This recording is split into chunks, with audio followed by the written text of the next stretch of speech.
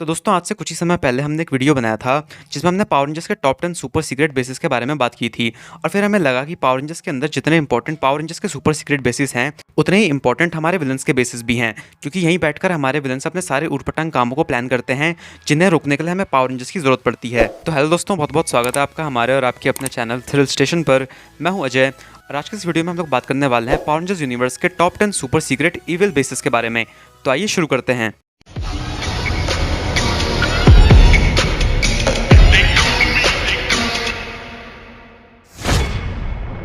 Number 10, नीदरवर्ल्ड। नीदरवर्ल्ड एक alternate dimension है जहां पर पावर रेंजर सैमुराई के विलन्स यानी नाइलॉक्स रहते हैं। नीदरवर्ल्ड के बारे में कुछ ज़्यादा कुछ तो नहीं जानता, लेकिन जितना हमने देखा है उससे ये पता चलता है कि नीदरवर्ल्ड के अंदर सेंजो नाम की एक बहुत ही जहरीली नदी एग्जिस्ट करती है। और जब भी इंसानी दुनिया में कोई भी इंसान किसी भी तरह के दर्द, तकलीफ या परेशानी से गुजरता है, इस नदी का वाटर लेवल बढ़ जाता है। और यही चीज़ नीदरवर्ल्ड का मास्टर जेंडर चाहता है कि सेंजो नदी के पानी को जितना हो सके बढ़ाया जा सके, ताकि सेंजो नदी का पानी ओवरफ्लो करने लगे और इंसानी दुनिया में जहरीले पानी की बाढ़ आ जाए, जिससे वो खुद नीदरवर्ल्ड से आज़ाद होकर इंसानी दुनिया को तबाह कर सके। Number 9, cryo prison. Cryo prison एक हाई सिक्योरिटी मोबाइल प्रिजन थी जिसे 31वीं सदी में टाइम फोर्स द्वारा इस्तेमाल किया जाता था उस समय के खुखार म्यूटेंट अपराधियों को अरेस्ट करके क्रायो स्लीप में रखने के लिए। रेंसिक ने इसी क्रायो प्रिजन का इस्तेमाल किया और अपनी बेटी नदीरा और अपने कुछ नए साथियों के साथ टाइम पोर्टल की मदद से सन 2001 में चला गया, ताकि जिस दुनिया को वो अपने वर्तमान में नहीं जीत सका उसे वो अतीत में जाकर कॉन्कर कर ले। रेंसिक ने क्रायो प्रिजन को एक जंगल के अंदर छुपा दिया और जब भी उसे जरूरत होती थी वो क्रायो प्रिजन से म्यूटेंट्स को रिलीज करके उन्हें शहर में तबाही मचाने के लिए भेज देता था।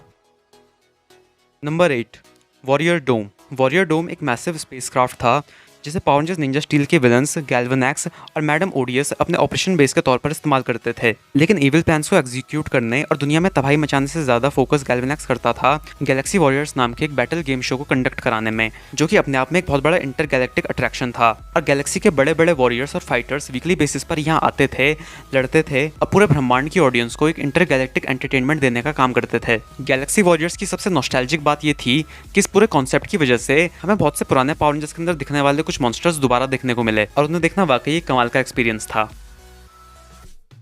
Number 7, Lothor's lair ship.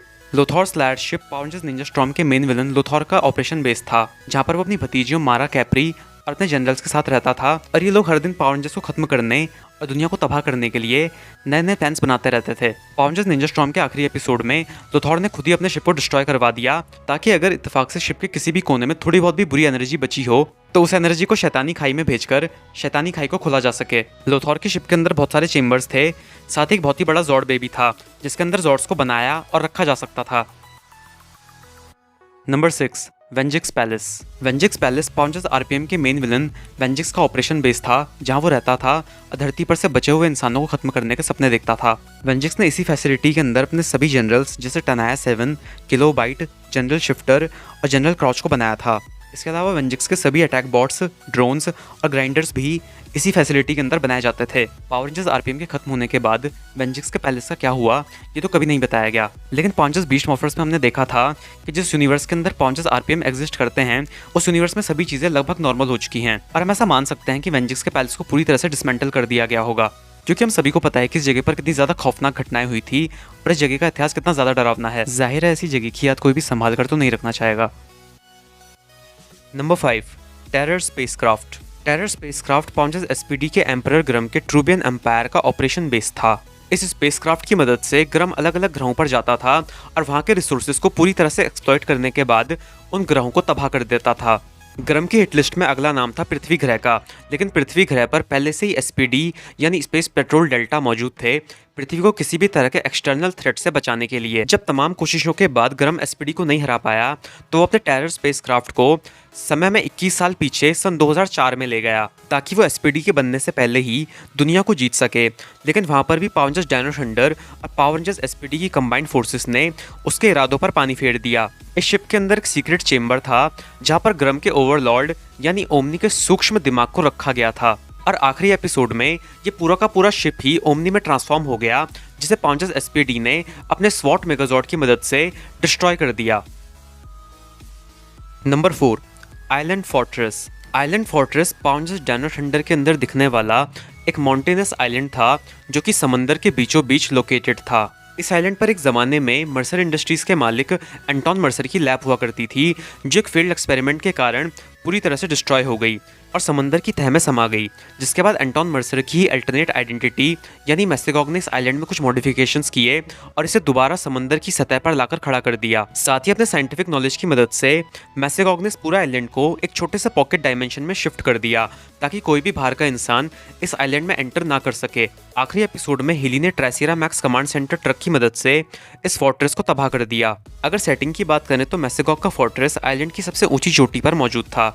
इसके अंदर एक साइंटिफिक लेबोरेटरी, एक मीटिंग रूम, तरह तरह के मॉन्स्टर्स बनाने के लिए जीनो रैंडमाइजर और एनिमल डीएनए से भरी हुई बहुत सारी टेस्ट ट्यूब्स थी। साथ ही इसके अंदर एक सैमसंग का 32 इंच का एलसीडी डिस्प्ले भी था, जिस पर मैसेगॉग पावर रेंजर्स के हाथों अपने मॉन्स्टर्स को पिटते और मरते हुए देखा करता था।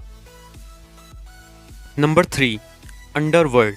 अंडरवर्ल्ड पाताल लोक के अंदर मौजूद एक दुनिया है जहाँ पर पावर रेंजर्स मिस्टिक फोर्स के विलन्स रहते हैं। इस जगह का स्ट्रक्चर एक गुफा की तरह है जो कि इतनी बड़ी और गहरी है कि जो राक्षस और शैतान यहाँ पर रहते हैं उन्हें खुद भी नहीं पता कि अंडरवर्ल्ड की गहराइयों में कितनी दुनियाएं एग्जिस्ट करती हैं। सालों पहले लियनबो नाम के एक बहुत ही माहिर जादूगर ने जादुई मंत्रों की शक्ति से अंडरवर्ल्ड को हमेशा हमेशा के लिए पाताल लोक की गहराइयों में कैद कर दिया था, जिसे धरती पर वापस लाना और दुनिया में तबाही मचाना ही अंडरवर्ल्ड में रहने वाले मॉन्स्टर्स का सबसे बड़ा मकसद है। और उनके इसी मकसद को पूरा होने से रोकने की जिम्मेदारी थी पावर रेंजर्स मिस्टिक फोर्स के कंधों पर, जिसे उन्होंने बखूबी निभाया भी।